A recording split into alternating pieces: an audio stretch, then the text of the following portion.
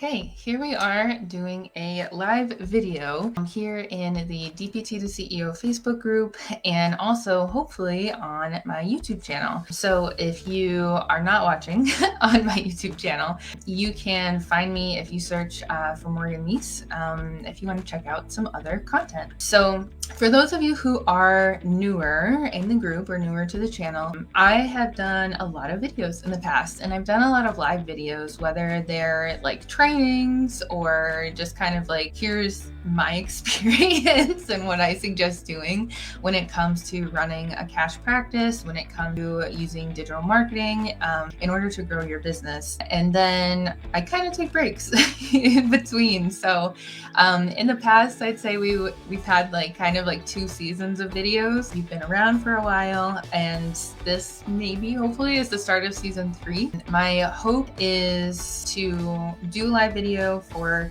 the next, I want to say like 12 or 14 weeks or so. I started planning out some different content topics based on what like different questions that we had collected from the group here, and like different questions that I've gotten from therapists that are, just getting started, or even like they've been working in their business and they have a practice that's going, but there are still things that are going to come up. So we have a bunch of content planned out for the next few months. But if there is anything that's super pressing and like if you need an answer, please let me know, and I'd be happy to talk about it. Thank you so much for being here, and I hope that this is helpful. I am planning on in the future, I'm thinking about doing these kind of like Monday late afternoon, hopefully, and get on some kind of a schedule. But as I always tell everybody, done is better than perfect. So that's what I'm trying to do, is just put the information out there. So today's topic is something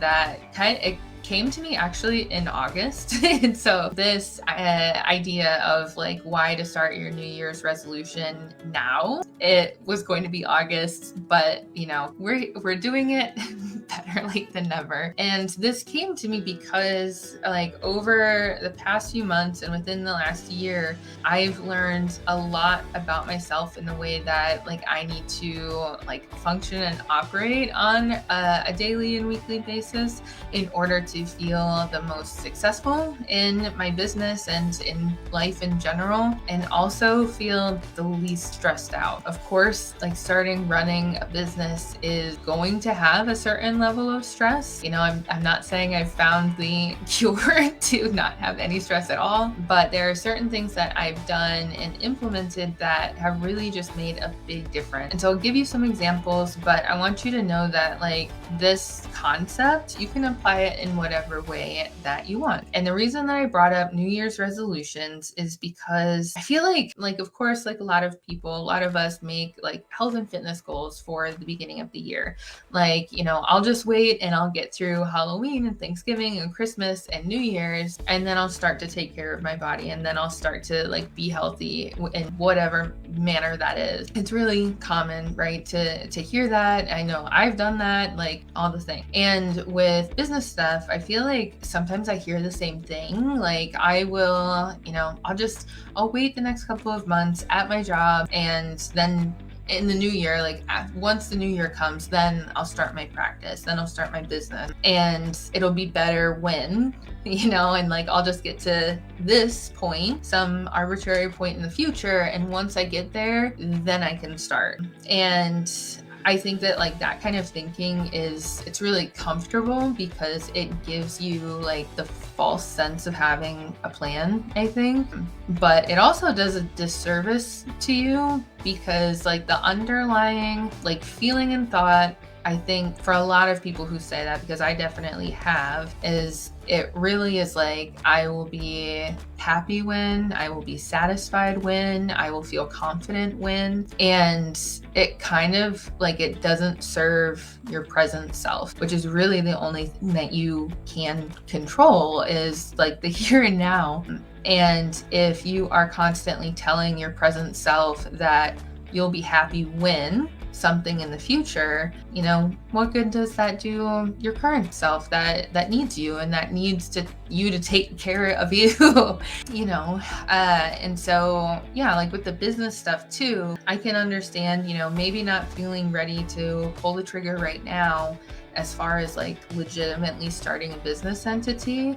However, there are things that you can do to start. There are small things that you can do. Like, maybe you don't want to see patients yet. So maybe you just file for your business entity. Maybe you don't want to file for your business entity. So maybe you just do research on what kind of entity you need, where you're located.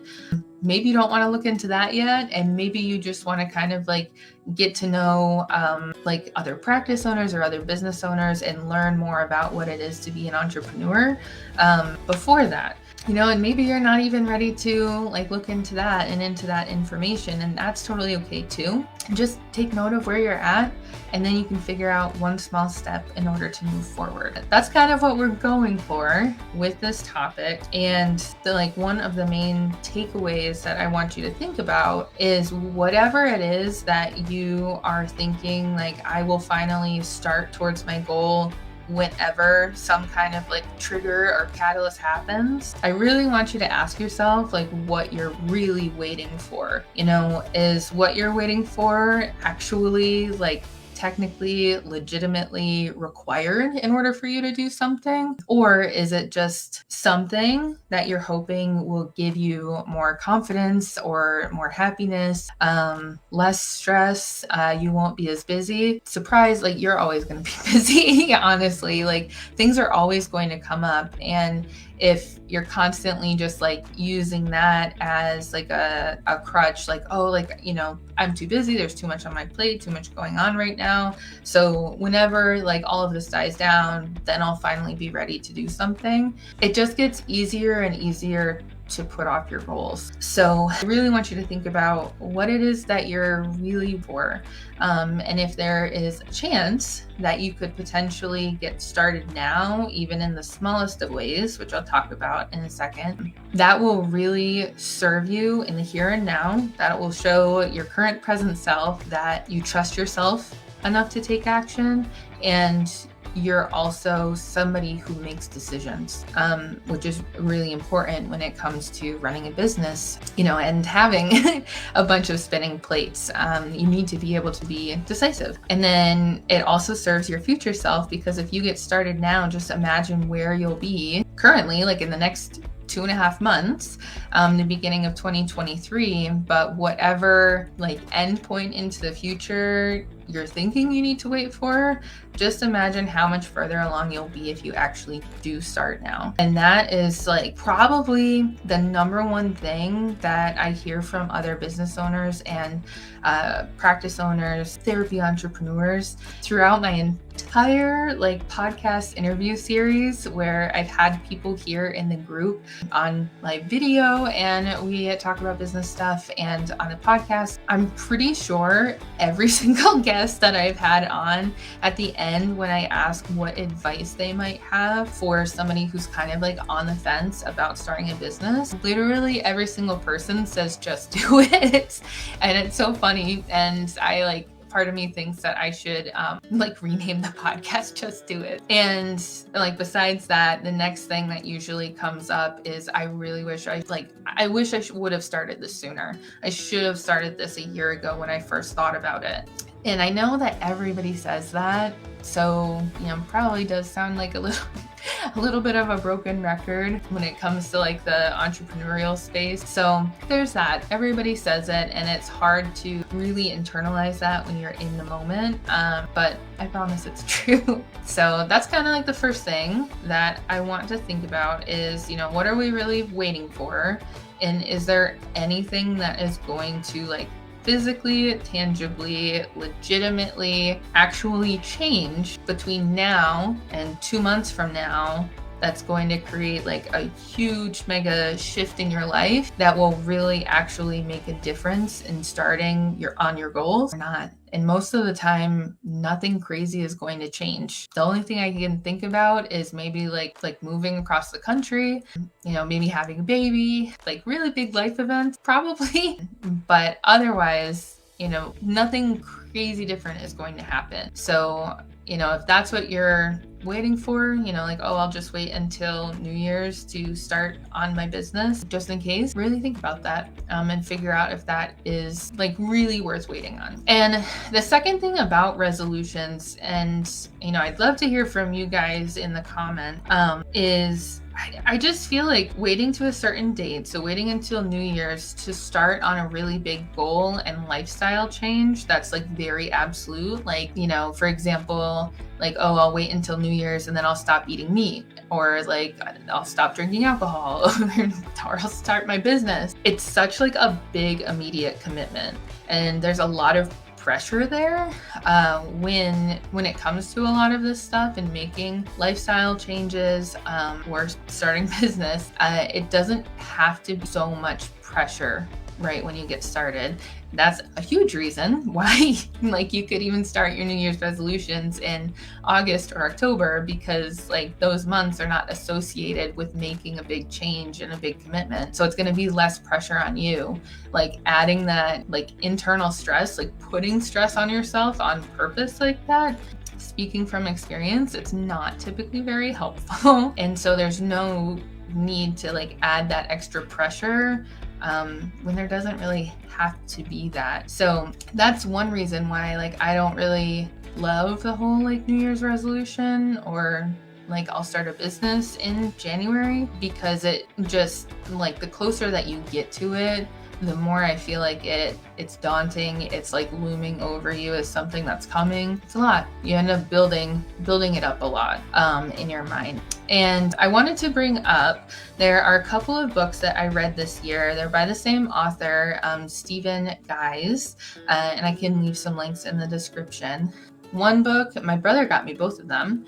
The first one I read is called How to Be an Imperfectionist. And the second book, which was actually the first one he wrote, is called Mini Habits. And that's really like the topic that I want to bring up when it comes to this, when it comes to resolutions, goal setting, whatever it is the idea of like starting with mini habit, because that has like completely changed the game for me and made it so much easier for me to work a little bit towards the goals that I have, rather than waiting for something and trying to do like this really big thing all at one time.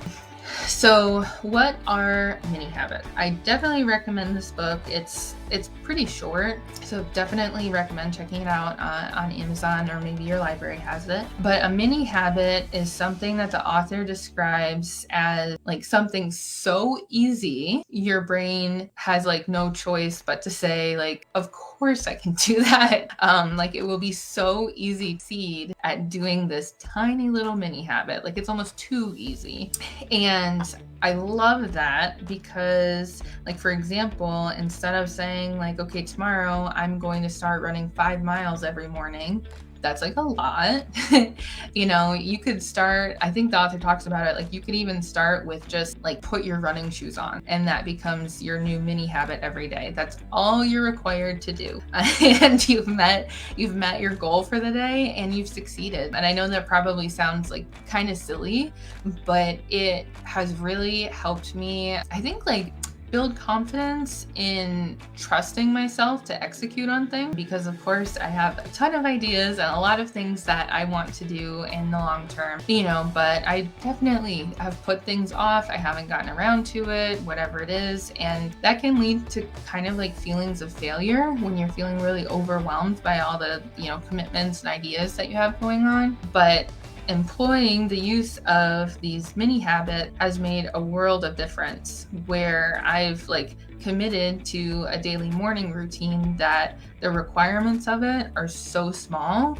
It's very easy for me to meet my requirements for the day, and I can check everything off and like tell myself that I succeeded. And when you start to like day after day after day succeed every single day in what you told yourself that you were going to do, that that feeling of continual success is going to just like radiate into everything else that you are doing in your life. And, besides the fact that you're going to like physically work towards a goal. So for example, what I started, I believe at the beginning of August, was like a morning routine, because I knew that if I did something every morning that was just for myself and it was like quiet time, it really helps me start my day without feeling like, crazy and super just stressed out with everything that's going to be happening that day.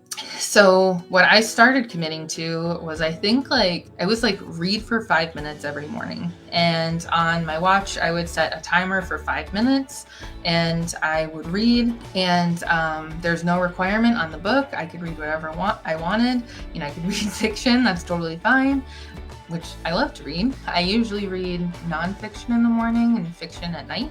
So that's what I like to do. But I just had to read for 5 minutes. Didn't matter what I read, no other criteria to meet. And once I hit the 5-minute mark, I could stop and I was done for the day. I had succeeded. I had met my goal. Overall, I was working towards finishing a book, which is not something I do very often. I don't know about you guys, but I will usually make it through half to 3/4 of a book and then decide that I'm ready to move on to another one. And so as I started doing that, I started finishing book, which is great, getting all the information or the entire story. And in that time, the 5 minutes that I was reading, I was really present in what I was doing. I was letting myself practice mindfulness through reading. And it's led me to now, I think I usually probably read about 10 minutes now, but I still set a timer. And if I want to stop at 10 minutes, I will. Or I'm allowed to keep going, but the minimum requirement is just 10 minutes. And then the other one that is now really a non-negotiable just for my mental health is journaling. But, for me, I've gone back and forth, journaling or writing in a diary my entire life. And I'll do it 3 days in a row and then I'll stop for 3 months. And even though I know it's helpful for me, there was just always a lot of pressure surrounding it. So I started doing this, and I just set a timer for, I might have even started with 2 minutes. And now I do 5 minutes. I set a timer for 5 minutes, and the only requirement is that I write in my journal. And again, it doesn't matter what I write, literally just stream of consciousness and write it down on paper, and sometimes I remember different tasks I need to do and I'll write those in my journal. Sometimes I kind of, talk about feelings or thoughts or whatever. And sometimes I just pat myself on the back in my journal and talk about the good things that happened that week, or the bad things too. And that's really helped me create a lot more brain space throughout the day, because I'm not carrying all those thoughts and feelings and possible tasks with me in my brain. They're written down somewhere, and it's only 5 minutes. And if I want to keep going, I can. But I only have to commit to 5 minutes in the morning, and then I can move on. So anyway, that has just huge difference. And I think the author talks about how he wanted to get into working out 3 times a week. So his minimal commitment that he started with was doing 1 push-up every day, and it's so small that it almost sounds silly, where, it's duh, I can do 1 push-up, over the time span of 24 hours, that it just becomes so easy to start taking steps and moving forward. And so to kind of wrap up this video and the content for today, I want you to think about whatever you have for your goals right now, whether it's business related, practice related, lifestyle, something totally different, whatever goals you're thinking about doing. If you feel yourself saying I'm going to wait until this in order to start, figure out if that's actually true, if you really do need to wait until then. And if not, what is the smallest commitment that you could possibly take to move forwards towards that goal. And, maybe you come up with something and ask yourself if you can break it down into something even smaller. And, like even any like self-care stuff, say you want to start meditating, start by telling yourself that you'll meditate for like 1 minute every day. And you can probably do that, or maybe even 30 seconds, and it will really help carry you forward and help you succeed. And that like positive experience is going to promote continued execution in all other areas of your life, and then instead of waiting until New Year's, you will actually be like, as of this time, more in towards your goal than you would if you were to just wait until New Year's. So I hope that all makes sense. Thank you so much for listening to all that. I know it's a kind of a big topic, and we can definitely break it down further, if you have more questions off of that. But for sure, check out the book Mini Habits by Stephen Guise. It really, really helped me a lot, and I'm sure that it will help you as well. So thank you so much for being here, and I will look forward to seeing you on the next one, and I hope you have a good rest of your day.